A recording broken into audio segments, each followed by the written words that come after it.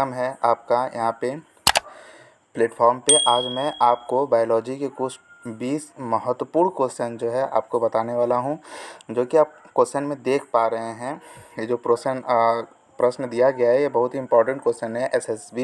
SSC, railway, IAS, PCS से dependent मैंने इसको छाट के स्पेशली इसका नोट्स बनाया हूँ और ये आपको क्वेश्चन कराने का प्रयास कर रहा हूँ। तो ये बहुत ही 20 मोस्ट इम्पॉर्टेंट क्वेश्चन है। लास्ट तक बने रहिए और इसको देखते रहिए, ठीक है। तो बात करते हैं फर्स्ट प्रश्न की। देखो लिखा है कि घोंसला बनाने वाले एकमात्र सर्प है, तो इसका उत्तर होगा किंग कोबरा। ये नागराज इसको हम लोग बोलते हैं। एक ऐसा जीव है जो कि क्या बनाता है कि घोंसला बनाने का कार्य करता है। नेक्स्ट देखो बात करते हैं। लिखा है कि प्रोटीन संश्लेषण में निम्न कोशिका अंगों में से किसकी भूमिका सबसे अधिक महत्वपूर्ण है। तो इसमें से जो अंदर होगा, ऑप्शन देख लेते हैं, लाइसोसोम या सेंट्रोसोम। नहीं, ने सेकंड लिखा है गोल्जी उपग्रह, राइबोसोम, लाइसोसोम और माइटोकॉन्ड्रिया। तो इसमें का जो सही आंसर होगा वो होगा तुम्हारा राइबोसोम, एंडोप्लाज्मिक रेटिकुलम, यानी बी वाला ऑप्शन, ठीक है। नेक्स्ट बात करते हैं प्रश्न नंबर थर्ड की। तो प्रश्न नंबर थर्ड में देखो लिखा है सिनकोना की छाल से प्राप्त औषधि को मलेरिया के उपचार के लिए प्रयुक्त किया जाता था। जिस कृत्रिम औषधि ने इस प्राकृतिक उत्पाद को प्रतिस्थापित किया वह है क्लोरोक्विन। क्या नाम है इसका? क्लोरोक्विन। ये जो औषधि था, ये औषधि प्राप्त किया गया है मलेरिया के उपचार में यूज किया जाता है, ठीक है। नेक्स्ट प्रश्न देखते हैं। मस्तिष्क तथा मेरुरज्जु पर चढ़ी झिल्ली में सूजन आ जाने से होने वाला रोग है मस्तिष्क यानी ब्रेन और एंड स्पाइनल कॉर्ड। और क्या है?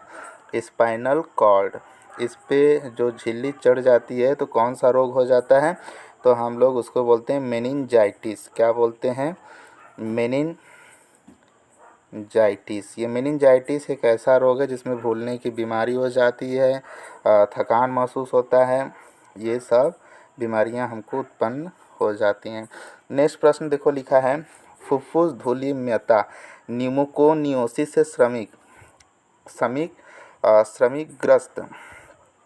ग्रस्त होते हैं जो मुख्यतः कार्यरत होते हैं। यानी कि फुफ्फुस धूलिमयता नामक एक रोग है जिसमें जो श्रमिक होते हैं ये एक रोग से ग्रस्त होते हैं जो मुख्यतः कहाँ पे कार्य करते हैं, जिसकी वजह से हो जाता है। तो आंसर होगा कोयला खनन उद्योग में। कहाँ कार्य करने से होता है? कोयला खनन उद्योग में। नेक्स्ट बात करते हैं प्रश्न नंबर 5 की। तो अपराध की जांच में डीएनए परीक्षण हेतु जो नमूने लिए जाते हैं वह हो सकते हैं रुधिर कोशिकाओं के, अस्थि कोशिकाओं के, सीबाल, डीलार, इनमें से एक व दो या इनमें से सभी। तो आंसर होगा सभी, ठीक है।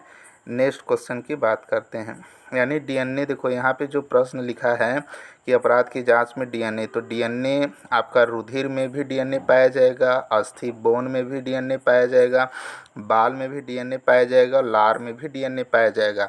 तो इनमें से जो भी आप लेंगे सब में क्या पाया जाएगा? डीएनए पाया जाएगा, ठीक है। तो इसमें का ऑप्शन क्या होगा? सभी होगा। नेक्स्ट क्वेश्चन की बात करते हैं।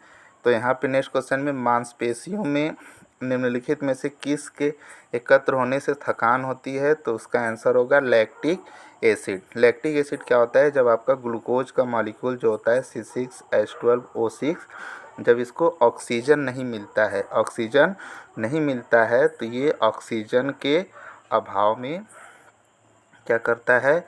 ऑक्सीजन के अभाव में कार्बन डाइऑक्साइड, H2O और लैक्टिक एसिड क्या बनाता है? लैक्टिक एसिड बनाता है। इस लैक्टिक एसिड जो होता है ये मांसपेशियों में इकट्ठी हो जाती है जिससे हमें क्या महसूस होता है? थकान महसूस होता है। नेक्स्ट क्वेश्चन की बात करें तो लिखा है सूक्ष्म जीवों जो बीटी कपास के उत्पादन से संबंधित हैं वह हैं जीवाणु। कौन है? जीवाणु। बीटी का नाम है बैसिलस, फुल फॉर्म है बैसिलस थ्रूनजिनेसिस। क्या नाम है? बैसिलस थ्रूनजिनेसिस। बस आप नाम याद करिए, जीवाणु से होता है, ठीक है। नेक्स्ट क्वेश्चन की बात करते हैं।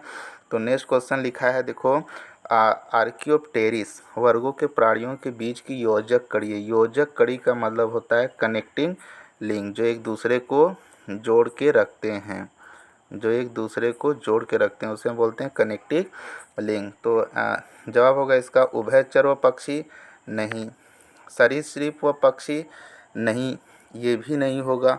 तो कौन सा होगा? सरीसृप व पक्षी। सरीसृप व स्तनधारी गलत, पक्षी व स्तनधारी ये भी गलत। आंसर कौन सा होगा? बी। ठीक है, नेक्स्ट क्वेश्चन की बात करें। देखो नेक्स्ट क्वेश्चन लिखा है कि बोतल का दूध पीने वाले बच्चों की तुलना में माँ का दूध पीने वाले बच्चों में निम्नलिखित में से कौन से विशेष लक्षण होते हैं? वह दीर्घकाय नहीं होगा, ये गलत है। वो दीर्घकाय नहीं होगा, क्या मर जाएगा दूध पीने से माँ का? ये पहले ही गलत हो गया। दूसरा देखें, उसमें रोगों की प्रतिरोधक क्षमता अधिक होगी, उसमें विटामिन और प्रोटीन अधिक मिलते हैं।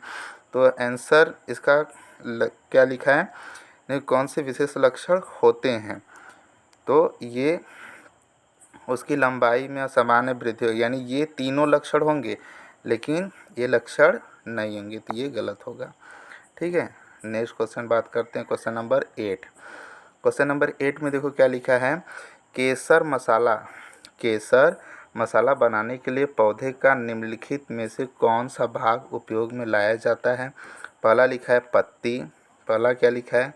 पत्ती, पंखुड़ी, बाह्यदल, वर्तिकाग्र।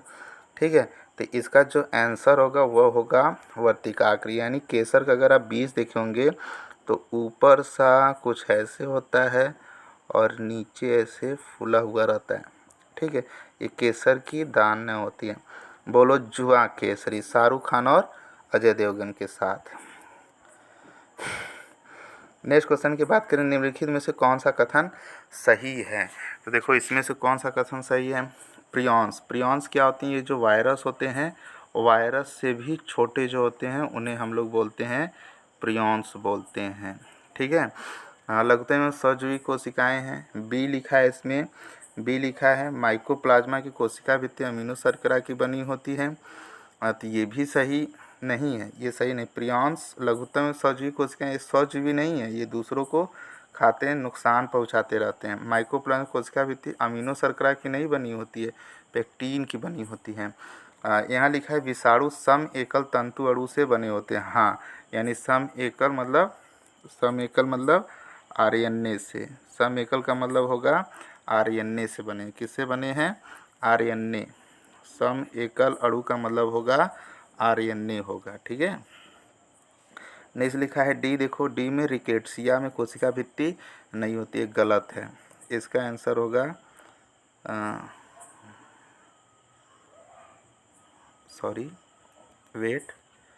इसका आंसर होगा आरएनए। इसका आंसर क्या होगा? आरएनए। देखो नेक्स्ट क्वेश्चन देखो देखते हैं। लिखा है ऑक्सीजन की उपस्थिति में ग्लूकोज के कार्बन डाइऑक्साइड एवं जल में ऊर्जा निर्मुक्त होने के साथ संपूर्ण स्थानांतरण होने को कहते हैं। तो इसे बोलते हैं वायवीय श्वसन। देखो अवायवीय श्वसन में क्या होगा कि वायु श्वसन में क्या होता है, जो आपका ग्लूकोज होगा C6H12O6, ये ऑक्सीजन की उपस्थिति में क्या होगा? टूटेगा, तो बनाएगा 6CO2 6H2O plus 36 ATP energy बनाएगा। ठीक है, कितना? 36 ATP एनर्जी बनाएगा। लेकिन अवायु श्वसन में क्या होता है? ये कार्बन डाइऑक्साइड यानी ऑक्सीजन की उपस्थिति में नहीं होता है। ग्लाइकोलिसिस की बात करें तो ग्लाइकोलिसिस में ग्लूकोज का मॉलिक्यूल टूटता है और इसमें ग्लूकोज के ATP जो होती है खर्च होती है। जल अपघटन में क्या होता है? जल टूटता है। तो ये प्रक्रिया नहीं होगी। इसमें कौन सा आंसर सही होगा? इसमें आंसर तुम्हारा सही होगा वायवीय श्वसन, एरोबिक रेस्पायरेशन। नेक्स्ट क्वेश्चन बात करें तो नेक्स्ट क्वेश्चन में लिखा है मानव गुर्दे में बनने वाले पथरी प्रायः बनी होती है। तो इसका आंसर होगा कैल्शियम ऑक्जेलेट। सोडियम एसीटेट नहीं होगा, मैग्नीशियम सल्फेट नहीं होगा, कैल्शियम की भी नहीं होगा।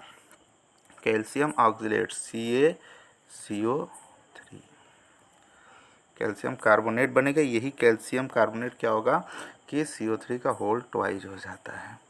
ठीक है, अब आगे बात करते हैं नेक्स्ट क्वेश्चन लिखा है मानव मस्तिष्क के निम्नलिखित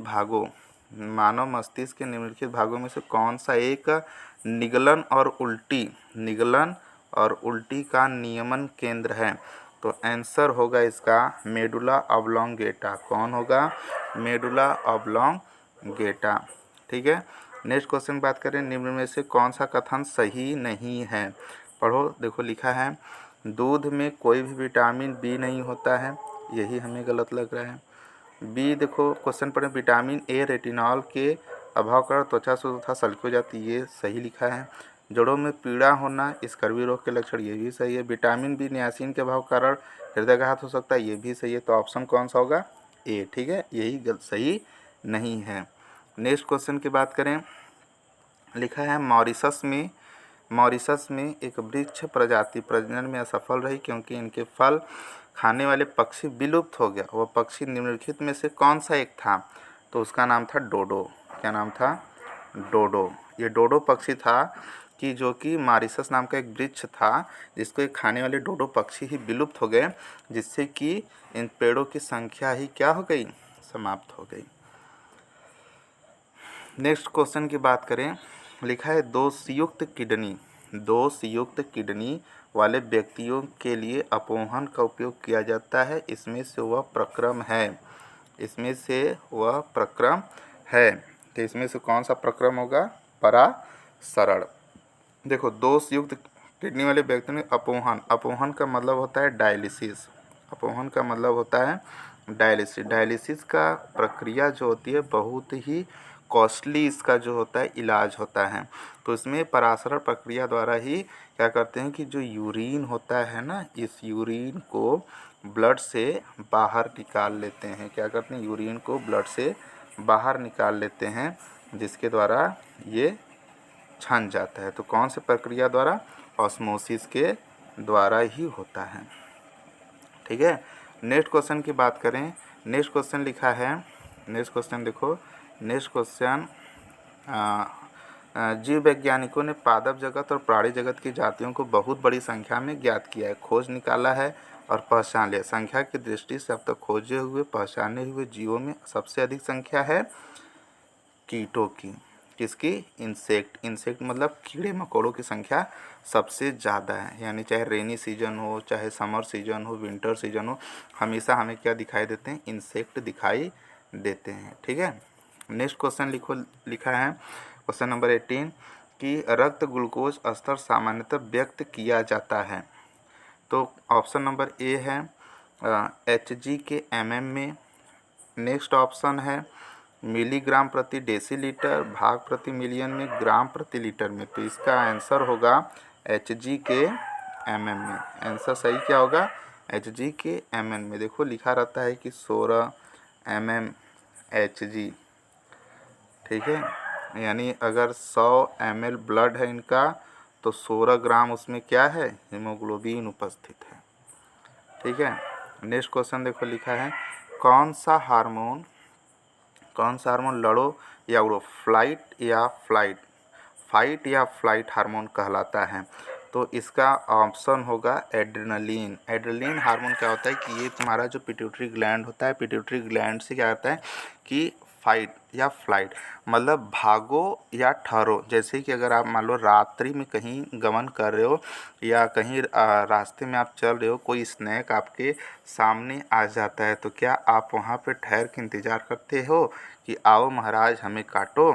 या कोई बैल रहता है, बैल के सामने कहता आ बैल मुझे मार, नहीं। तो तुम्हारे अंदर क्या होता है कि जो पिट्यूटरी ग्लैंड होता है उसमें से एड्रेनलिन हार्मोन निकलता है, जिसे हम लोग बोलते हैं इमरजेंसी हार्मोन या फाइट या फ्लाइट हार्मोन भी बोलते हैं। इस हार्मोन के द्वारा क्या होता है कि तुरंत हम एक्टिव होते हैं और वहाँ से भाग जाते हैं, स्नेक देखते हैं चीखने चिल्लाने लगते हैं। ठीक है। नेक्स्ट क्वेश्चन देखो, लिखा है कि अन्य पशुओं के मांस की तुलना में मछली का उपभोग स्वास्थ्यकर माना जाता है क्योंकि मछली में होता है अनसैचुरेटेड फैटी एसिड, संतृप्त वसा अम्ल, अधिक कार्बोहाइड्रेट विटामिन या अधिक आवश्यक कार्बोहाइड्रेट प्रोटीन।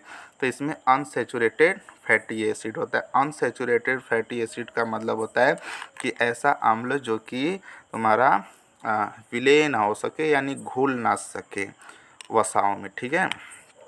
तो ये तुम्हारा ऑप्शन क्या होगा, अनसैचुरेटेड फैटी एसिड, जिसमें कि भारी मात्रा में प्रोटीन होती है। क्या होती है?